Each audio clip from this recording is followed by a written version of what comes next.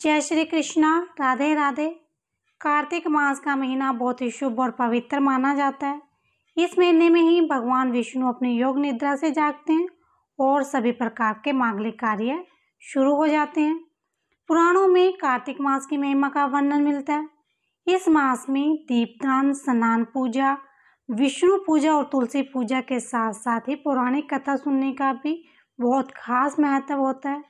तो आज हम कार्तिक मास की एक पौराणिक कथा सुनेंगे। एक नगर में एक ब्राह्मण दंपति रहा करते थे। दोनों प्रतिदिन 7 कोस दूर गंगा और यमुना नदी में स्नान करने जाते थे।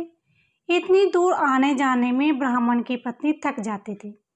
एक दिन उसने अपने पति से कहा कि हमारा एक पुत्र होता तो कितना अच्छा रहता।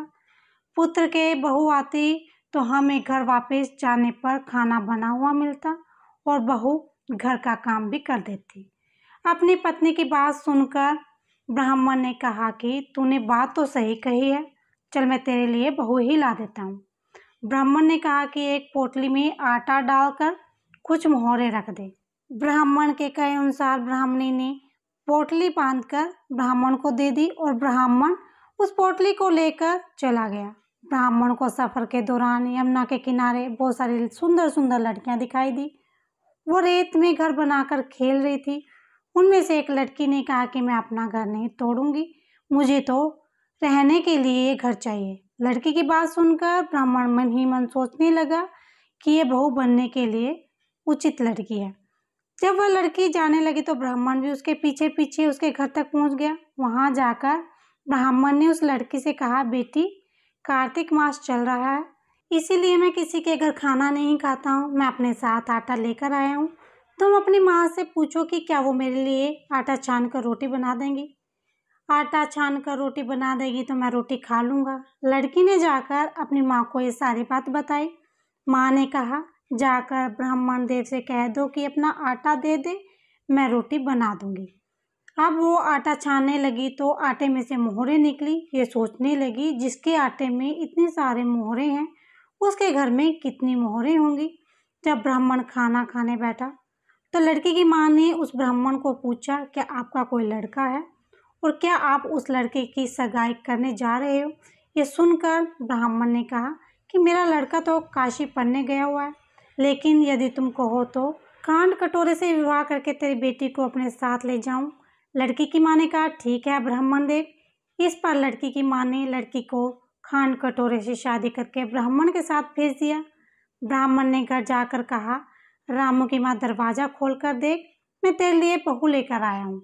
ब्राह्मण की पत्नी भीतर से बोली, हमारे तो कोई बेटा बेटी नहीं है, तो बहू कहाँ से आएगी। दुनिया ताने मारती थी, अब तुम भी ताने मारने लगे। ब्राह्मण ने कहा, तो दरवाजा तो खोल। जब ब्राह्मणी ने दरवाजा खोलकर देखा तो सामने बहू खड़ी थी। उसने बहू का स्वागत किया, आदर सत्कार से अंदर ले गई। अब जब ब्राह्मण अपनी पत्नी के साथ नदी स्नान करने जाता तो पीछे से बहू घर का सारा काम करके और खाना बना कर रखती।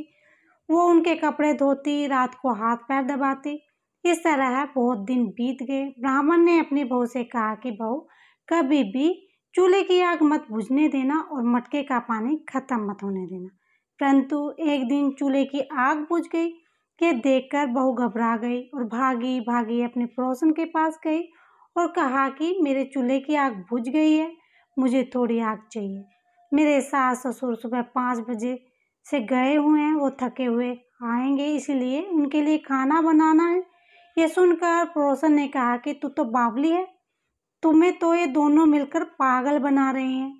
इनके कोई पुत्र नहीं, ये निसंतान है। बहू ने कहा, नहीं, ऐसा नहीं हो सकता और ऐसा मत बोलो, उनका बेटा तो बनारस काशी पढ़ने गया हुआ है। इस पर पड़ोसन ने कहा कि ये तुम्हें झूठ बोलकर लाए हैं, मेरी बात सच मान, इसके कोई बेटा नहीं। अब बहू पड़ोसन की बातों में आ गई और कहने लगी कि अब मैं क्या करूं, तुम ही बताओ। पड़ोसन ने कहा, करना क्या है, अब जब तुम्हारे सास ससुर आए तो जली हुई रोटी बना कर देना और बिना नमक की दाल बना कर देना। खीर की कड़ची दाल में और दाल की कड़ची खीर में डाल देना। पड़ोसन ने उसे अच्छे से सिखा दिया। फिर जब उनके सास ससुर घर पर आए तो उसने न तो उनका आदर सत्कार किया और ना ही उनके कपड़े धोए। जब उसने सास ससुर को खाना दिया तो सास बोली, बहू आज ये रोटी जली हुई क्यों और दाल भी आलूनी है। तब बहू ने पलट कर कहा कि एक दिन ऐसा खाना खा लोगे तो तुम्हारा कुछ बिगड़ नहीं जाएगा। सास ससुर को खरी खोटी सुनाकर वो फिर से पड़ोसन के पास गई और बोली कि अब आगे क्या करना है। पड़ोसन ने कहा कि अब तुम सातों कोठों की चाबी मांग लेना।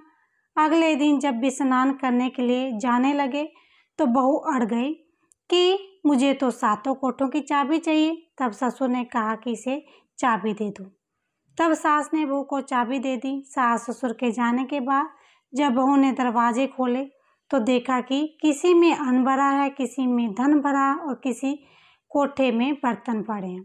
जब उसने सबसे ऊपर का 7वां कोठा खोला, देखा कि शिवजी, पार्वती, लक्ष्मी माता, पीपल, पथवारी, कार्तिकेय ठाकुर, राय दामोदर, तुलसी जी का बिड़वा, गंगा यमुना और 33 कोटि के देवी देवता विराजमान है।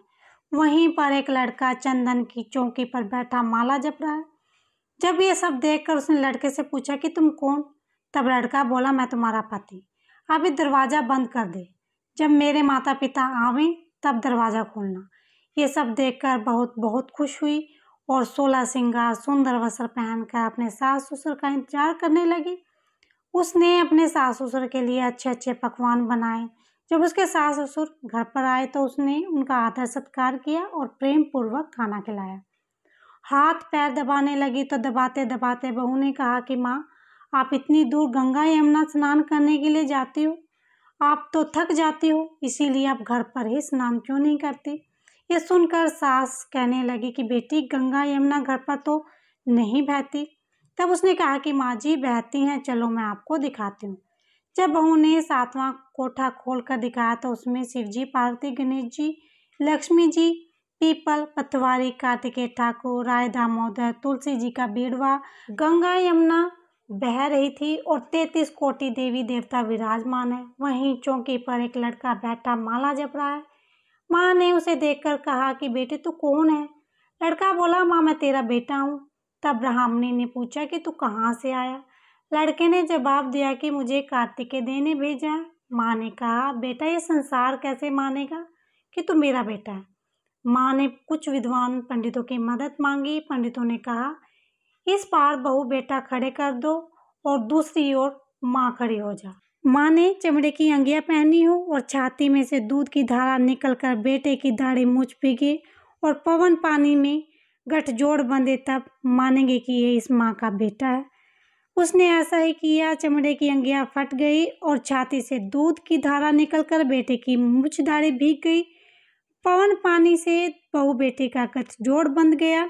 ये सब देखकर ब्राह्मण और उसकी पत्नी की खुशी का ठिकाना ना रहा।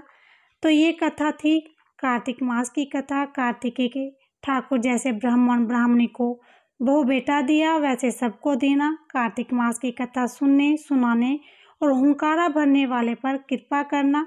बोलो कार्तिकेय देव की जय।